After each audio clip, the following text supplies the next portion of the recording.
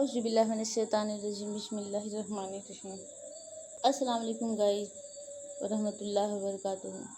अल्लाह ताला फरमाते हैं सूरह नंबर 29 आयत नंबर 3 में, तर्जुमा, हालांकि हमने उन सब की आजमाइश की है जो उनसे पहले गुजर चुके हैं, लिहाजा अल्लाह ज़रूर मालूम करके रहेगा कि कौन लोग हैं जिन्होंने सच्चाई से काम लिया है, और वह ये भी मालूम करके रहेगा कि कौन लोग झूठे हैं।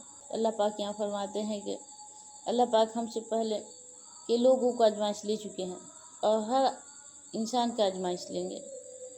अल्लाह पाक ये ज़रूर मालूम करके रहेंगे कि कौन लोग सच्चे हैं और कौन लोग झूठे हैं, और कौन लोग हैं जो सच्चाई से काम लिए हैं, सच्चाई से पर चलते हैं, सच्चे काम करते हैं, सच्चाई पे ज़िंदगी गुजारते हैं, और ये भी मालूम करेंगे कौन लोग झूठे हैं जो झूठे पर चलते हैं, झूठ की ज़िंदगी गुजारते हैं। इसलिए हम सबको चाहिए कि हम सच्चे बने, सच पे चले, सच की ज़िंदगी गुजारें।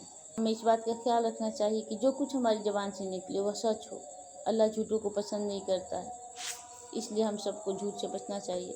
अल्लाह के रसूल सल्लल्लाहु अलैहि वसल्लम ने फरमाया, सच बोलो, क्योंकि सच बोलने से परहेज़गारी पैदा होती है और परहेज़गारी का बदला जन्नत है। अगर कोई शख्स सच बोलने पर सख्ती से जमा रहे तो अल्लाह के यहाँ उसको सच्चे लोगों में लिख लिया जाएगा, और जो लोग झूठ बोले और झूठ पर चले अल्लाह के यहाँ झूठों में लिख लिया जाएगा।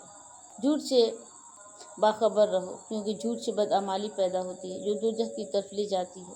अगर कोई शख्स झूठ बोलता है, उस पर जमा रहता है, तो अल्लाह के यहाँ उसका नाम झूठों में लिख लिया जाएगा।